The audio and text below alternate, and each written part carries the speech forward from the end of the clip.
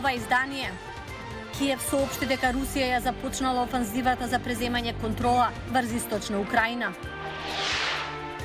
Председателот на САД Џо Бајден денес разговара со сојузниците за продолжување на поддршката за Украина.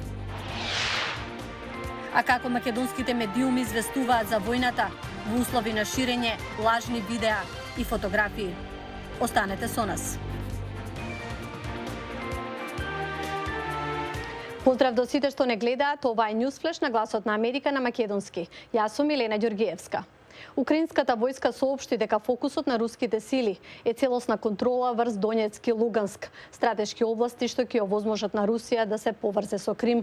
Русија пак рече дека незините сили погодиле повеќе од 1200 цели во текот на ноќта, вклучително и десетици во источна Украина. Сега веќе можеме да констатираме дека руските трупи ја започнаа битката за Донбас, за која се подготвуваат долго време, рече украинскиот председател Володимир Зеленски во видеообраќање доцна вчера. Тој рече дека значаен дел од целата руска армија сега е сконцентриран на оваа офанзива. Регионот Донбас ги опфаќа Луганск и Донецк, две провинции кои веќе делумно се поддржани од руските сепаратисти, заедно со опколениот пристанишен град Мариупол на југ. Русија побара од преостанатите украински војници во Мариупол да го положат оружјето, давајќи нов ултиматум за тоа до денес. Руското министерство за одбрана рече дека на оние што ќе се откажат, ќе им биде гарантиран опстанок. Украина ги отфрли сите барања за предавање на градот. Председателот на САД Џо Бајден денес има видеоразговор со сојузниците и партнерите за натамошна поддршка за Украина и како Русија да се држи одговорна. Запрашана во понеделникот дали администрацијата на Бајден размислува за повеќе санкции против Русија, портпаролката на Белата куќа Џен Псаки им рече на новинарите дека САД ќе продолжа да ги прошируваат нивните цели за санкции и ќе продолжа да превземаат чекори за дополнително заострување на санкциите за да се спречи нивно избегнување. Рускиот председател Владимир Путин во понеделникот за време на видеоповикот со економските представници изјави дека санкциите наменети од САД и нивните сојузници не успеале.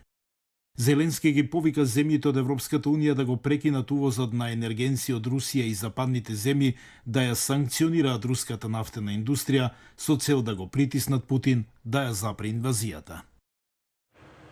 Молдавија го доби прашалникот од Европската комисија за да се процени незината подготвеност за членство во Европската унија.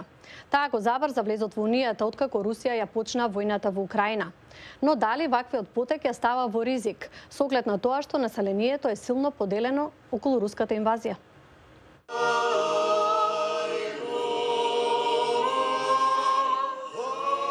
Како и секоја друга недела, верниците се собираат во катедралата Свети Јован Крстител во Комрат, главниот град во регионот Гагаузија во Јужна Молдавија.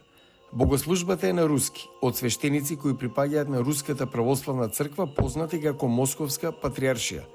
Тоа е една од многуте врски што Русија ги има со оваа поранешна Советска република. Молдавија входила в состав Молдавија беше дел од СССР и Руската империја и сето ова време беше словенска руска земја.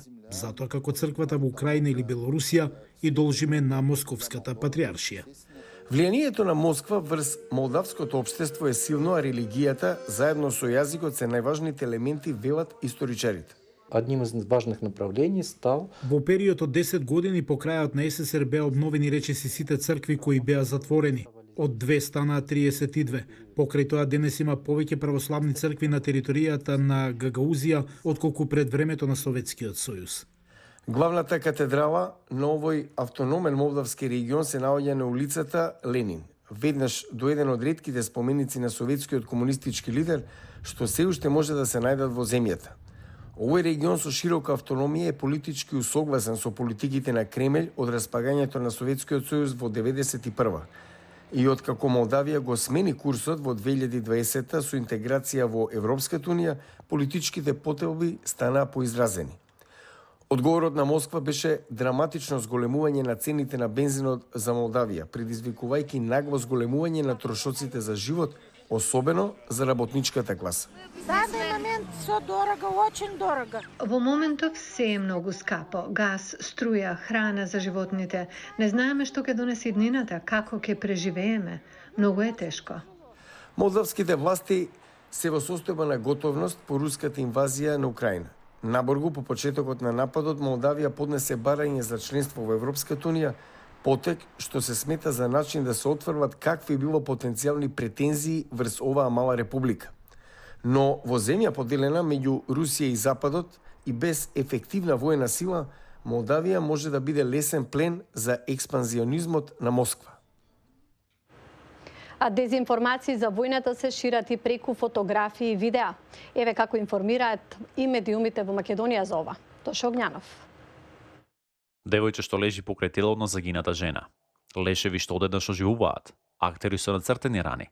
Тоа се дел од бројните фотографии и видеа што почнаа бргу да струјат низ социјалните мрежи откако почна војната во Украина. Но прашањето е, дали тие содржини се вистините или пак се дезинформации? Во секоја војна првата жртва секогаш и вистината.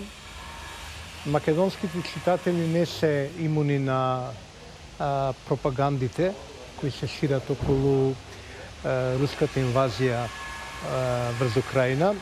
Девојчето покрај загинатата жена беше представено како жртва од гранатирањата во Украина.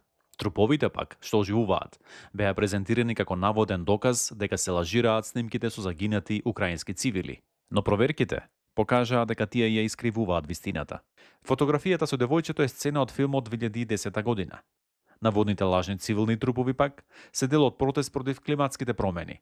Овие содржини стигнаа и кај македонските граѓани. И делот тие портали пред се, особено во онлайн или просторот, се ги користат таквиот тип на информации кои што најчесто се дезинформативни наративи, манипулативни наративи или наративи кои што не секогаш се држат до фактите, зошто за да добијат, како што рековме, повеќе кликови на своите страници. И тоа е она, да речеме, несвесна страна на ширењето на дезинформации. Многу повеќе загрижува појавата на свесно ширење на дезинформациите.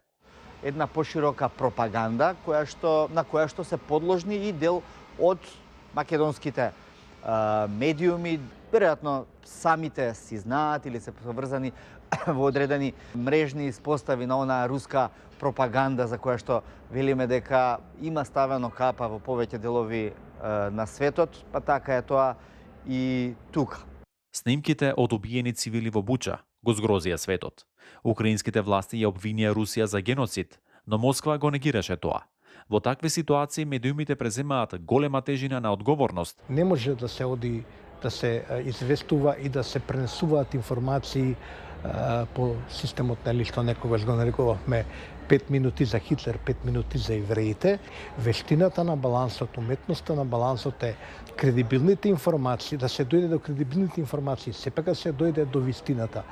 А до неа сепак ќе се дојде ако се има одговорност и филинг за тоа што навистина е точно. Познавачите велат дека кај македонскиот граѓанин обстојува доза на скептичност кон информациите што доаѓаат и од западните медиуми. Сето тоа се комбинира и со едно чувство на разочараност кај македонските граѓани од Западот, генерално поврзано со евроинтеграцијскиот процес на Македонија, и се создава еден многу комплициран спој на перцепции кај луѓето за она што навистина се пласира во јавноста за агресијата во Украина, и едноставно не е лесно да се биде денеска перцепиент на овие информации. Битката со дезинформациите не се добива преку ноќ. За вистината да го најде патот до граѓаните, неопходни се одговорни информативни редакции, но потребно е и високо ниво на медиумска писменост. Тоа е еден значаен сегмент во општеството на кој што треба да се работи уште од прво оделение па натаму со децата, меѓутоа само тоа кажува дека ќе треба време и процеси да поминат за да го намалиме и за да го намалуваме влијанието врз од штетните дезинформации. За Гласот на Америка, Тоше Огњанов.